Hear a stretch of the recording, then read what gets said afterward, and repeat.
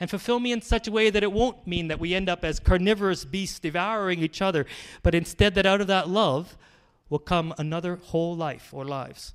That's a phenomenal thing. And it means that instead of us just being able to say, well, this is how things work, we need to be able to say that there's something deeper here, something that by which we can be able to respond to that deep mystery which is at the core of each and every person. And I believe I am a mystery to other people. Heaven knows they say it often enough. But the reality of the situation is that we are.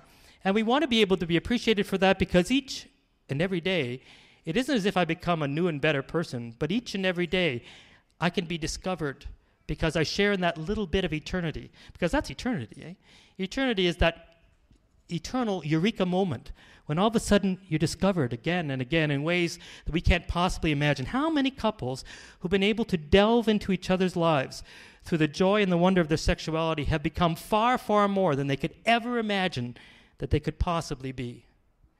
Fourthly, I really believe that we have to be able to accept our roles, if you want to be able to know and to follow this teaching, as sexual subversives.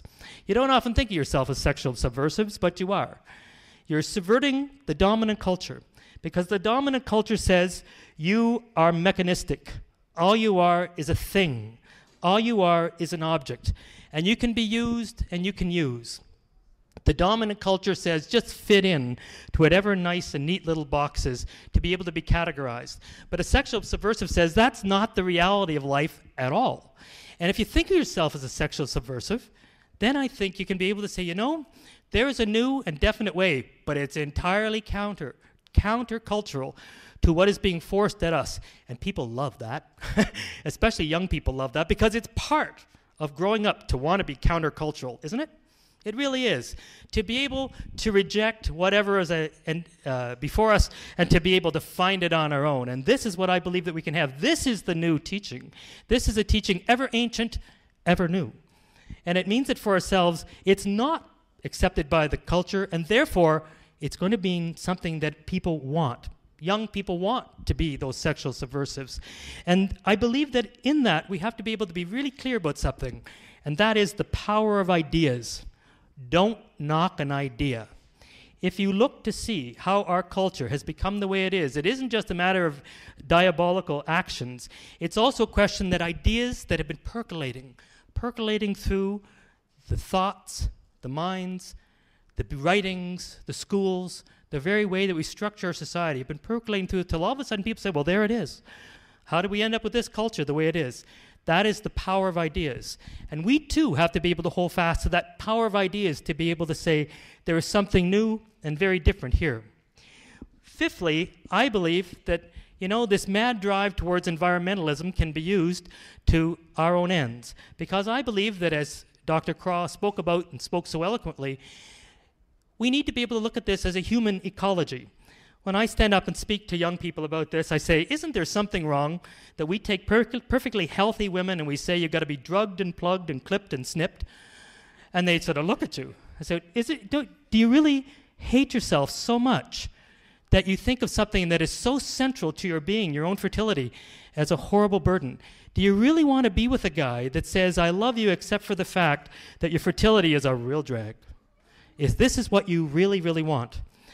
Quite a number of years ago, when I was going around in high schools and helping with some of the natural family planning, we were struck by when we talked to our teenage girls and we actually spent time with them and taught them the method, in this case, the Billings method. A very strange thing happened. Within about 60 days, about 75% of those who were sexually active stopped being sexually active. And you know why? Because come Friday night, the boyfriend would say, well, we've got 2 hours until mom and dad get home, and so therefore, let's go. And the girl would say, yes, but I'm fertile for the next couple of days. He said, no problem, dear, I've got the condom. And all of a sudden, even the dimmest girl, even the girl most enthralled would say, wait a second here, something's wrong. And that's what we have on our side. I really do believe that we have this idea of a human ecology to say, why would you, who is so against dumping any kind of chemicals into our external environment, think that it's a good idea to dump it into our internal environment? Is this really a bright thing to do? And sexual environmentalism is something that perhaps you haven't heard in terms of two terms being put together, but it's a lot to be said for the sense of the human ecology, to be able to be said, what is truth? And that brings me to my sixth point. We're very confused about science and technology, aren't we? Very, very confused about science and technology. You know, we all use technology, right? Glasses, watch, everything else, most of what we're wearing, all of this. We like to use it, but we don't really trust a lot of technology. And increasingly, people of our time are saying, what is technology actually doing to us? And this idea of being able to look at something such as the pill or other types of contraception as technology sets off a sort of a deep type of warning bell within us. Now science is a different matter. You know, we've dropped the infallibility of the Pope and we have the infallibility of science. And the only reason we have the infallibility of science is because we have such short memories. Okay? Don't eat things that are high in cholesterol. Eat things that are high in cholesterol. Don't eat eggs. Eat eggs. Don't, back and forth. We're not too sure about science, but we believe in it, right? But the reality is the reality. And we can be able, I think, to use science. It's not for nothing that the late Pope John Paul the Great said that we need to be able to truly have faith and reason, and never to be afraid of faith and reason. Because there are many things that tie people down, that enchain and enslave people. And it is only the truth that will really set us free. And if you don't think there's sexual slavery, I would say to you as a priest who has heard many, many confessions, talk to the majority of young men and not so young men and realize the sexual slavery that has come about because of the sheer epidemic of easily accessible pornography. That's slavery. If you want to be able to see what is before us, recognize that the slavery that's there because of fear, because of the sense that, well, I must do this or else I'll lose him, I'll lose her. I have to do this because how can I be able to trust in this person? There's an unfortunate reality, and that is that the majority of the people in our society are sexually promiscuous without even knowing they're sexually promiscuous.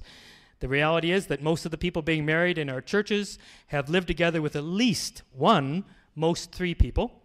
They have not necessarily, quote, cohabitated in terms of taking up the same residences, but they basically have. That's more or less the average. This is not good for the future of their marriages, and we think we could know that. But we have to be able to say, well, if that is the case, then what do we do about it? And people are shocked, absolutely shocked when you start to talk about it, because they say, gee, how can I be able to do this if you suddenly want me to change my life? And I say, don't be afraid. You've nothing to lose but your chains. It's not often I quote Marx, but it's true. There's nothing to lose but your chains. But it's a hard thing to lose chains, eh? When the Israelites rode in the desert and life looked tough, they didn't trust in God. This promised land, it was going to be forever, 40 years in the desert. We know about 40 years in the desert, right? But, what did they want to do? They wanted to go back to Egypt. And you know what they said they missed in Egypt? You know what they missed? Melons and onions. They wanted to go back to slavery for melons and onions. Think about it. Think about it. What do we want to go back for? And we all want to go back because from a distance it looks good. So we have to be able to remember that in what we're doing, we are fighting not just against the powers of light and of our own day, but we are truly fighting against the powers of darkness. And it means that we have to be able to start to work with people to be able to know the person before we just know what it is we are saying. And that means that we have to critically examine the nature of authority. Here, I'm going to say something that bishops don't like to hear. But the reality of the situation is that in the late 60s and early 70s, bishops got very, very confused.